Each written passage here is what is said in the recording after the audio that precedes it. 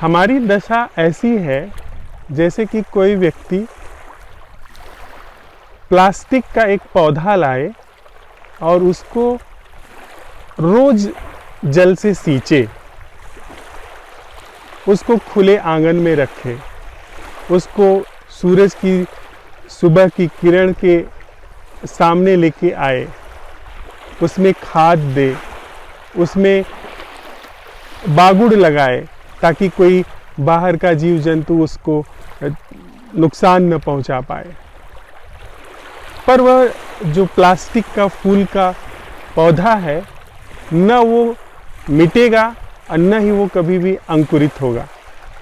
न उसमें कभी फूल आएंगे, न कभी उसमें फल आएंगे, वो वैसा का वैसा ही बना रहेगा। हाँ, हम अपनी इस कोशिश में जब उसमें हम बहुत यत्न से समय पे उठ करके समय से उसको जल से सींचें, उस पर खाद अच्छी से अच्छी ला करके डालें, तो इन सारी जो कोशिशें हैं, इसमें हमको यह एक झूठा आभास हो सकता है कि हम बड़े यत्न से एक पौधे को जीवन दे रहे हैं, जो कि भविष्य में जा कर के पुष्पित होगा, पल्लवित होगा, जिसमें सुंदर सुंदर फूल आएंगे, जिसमें स्वादिष्ट फल लगेंगे।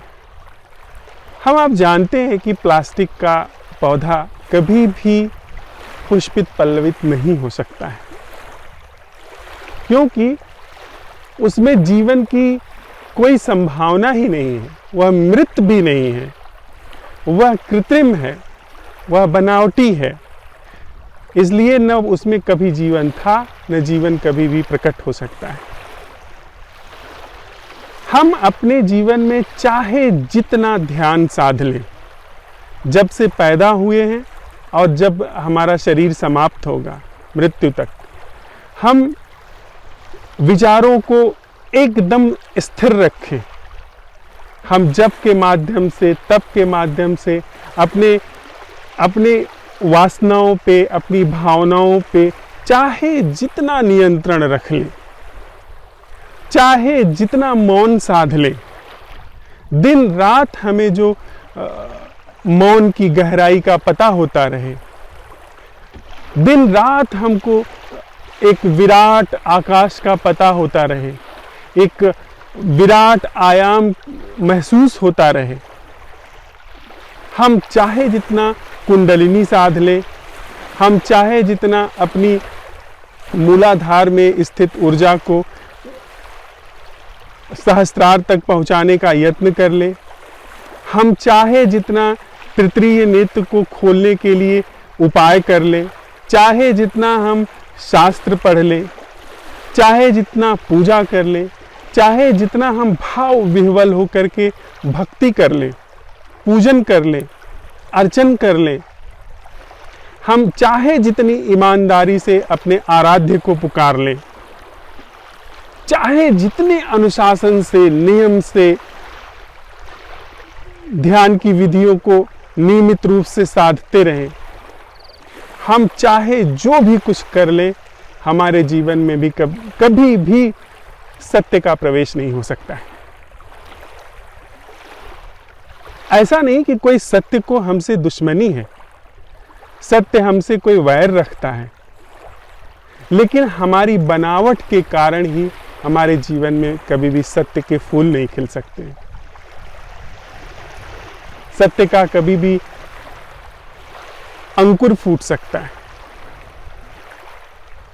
हम चाहे जो भी कुछ कर ले, धर्म के नाम पे, भक्ति के नाम पे, ज्ञान के नाम पे, कर्म के नाम पे, पाप पुण्य के नाम पे, तीर्थ के नाम पर, व्रत के नाम पर, चाहे जो कर लें, चाहे जितनी निष्ठा और ईमानदारी से अपने इस प्रयास में, इस साधना में, इस यात्रा में कोशिश कर लें, हम रत्ती भर भी सत्य की ओर नहीं उन्मुख हो पाएंगे। क्यों? क्योंकि हमारी संरचना, हमारी बनावट झूठ है। यह जो मैं है यह झूठ है। यह उसी प्लास्टिक के पौधे की भांति बनावटी है जिसको चाहे जितना यत्न किया जाए, चाहे गंगोत्री का जल आप ला करके उसमें डाल दें, चाहे उसमें उन्नत से उन्नत खाद डाल दें, चाहे उसको जितनी शोधी हुई मिट्टी प्रदान कर दें, पर उसमें कभी भी अंकुर नहीं आ सकता है। कभी भी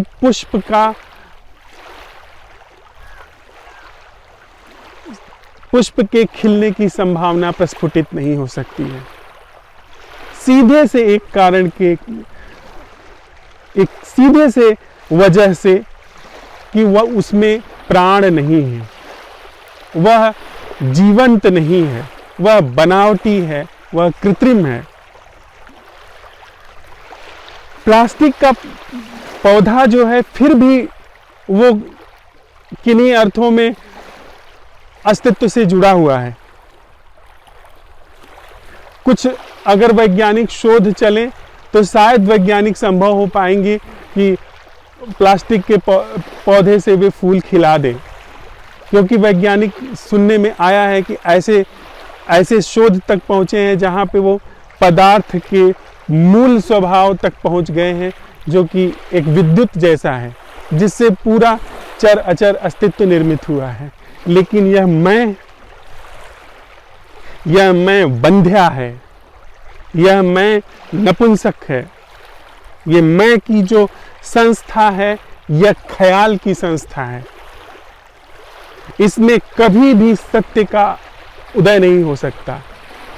यह बहुत विराट आयाम की कल्पना कर सकता है, विराट आयाम सोच सकता है, इसको ब्रह्माकार वृत्ति भी अनुभव हो सकती है, इसको प्रसाद का, आनंद का अनुभव हो सकता है, इसको तथाकथित निर्वाण का, मोक्ष का अनुभव हो सकता है, इसको परम ज्ञान का अनुभव हो सकता है, पर वह सारी चीजें आरोपित होंगी।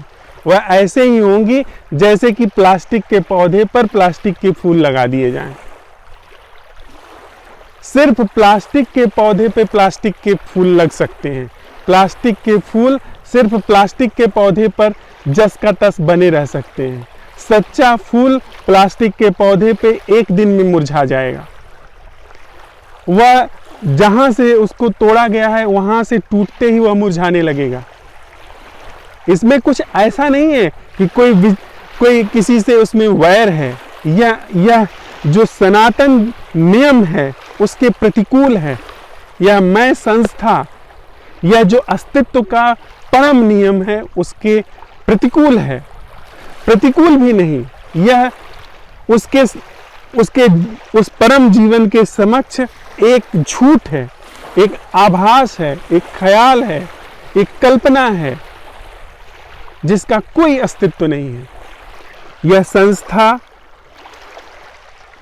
जब अपनी ओर देखती है, जब अपने को समझती है, अपने को न सही ठहराती है न गलत ठहराती है, अपना परीक्षण करती है, अपने को जांचती है और उस जांच परख में पाती है कि मैं कृत्रिम हूँ, मैं बनावटी हूँ, अस्तित्व के सापेक्ष मेरी जो रचना है, मेरी जो संरचना है वह एक बनावटी चीज है। वह उन चीजों से बनी हुई है जो कि अस्तित्वगत नहीं होती। वो विचारों से बनी हुई है, वो ख्यालों से बनी हुई है, वो छवियों से बनी हुई है। यह संस्था जब यह देखा जाता है कि मैं अपने ही ख्यालों से बनता है, मैं अपने ही विचारों से बनता है, मैं अपनी ही छवियों से बनता है, मैं अपने ही अनुभवों से बनता है, मैं अपनी ही भावनाओं से बनता है।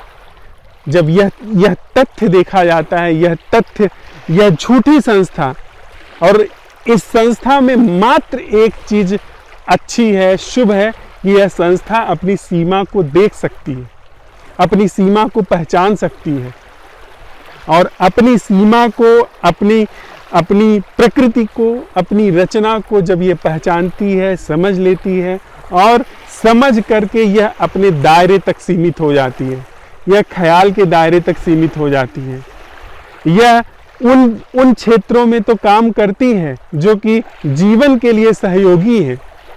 वह इस क्षेत्र में तो काम करती है कि एक उन्नत कोटि का कैमरा हो, जिससे कि हम यहाँ पे हम आज रिकॉर्डिंग कर पा रहे हैं, हम अपना संदेश बांट पा रहे हैं, हम अपनी समझ साथ साथ चलते हुए साझा कर पा रहे हैं। लेकिन यह कभी भी जीवन में प्रवेश नहीं कर सकती है। यह संस्था जीवित नहीं हो सकती है। इस संस्था में जीवन के कोई भी अंकुर नहीं फूट सकते हैं।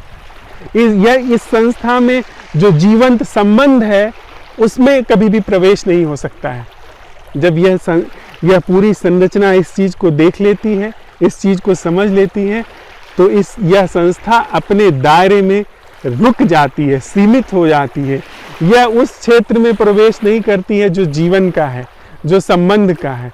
और जब उस क्षेत्र में प्रवेश नहीं करती है तो वह जीवन है ही, जो कि सप्राण है, जो कि खिलता हुआ है।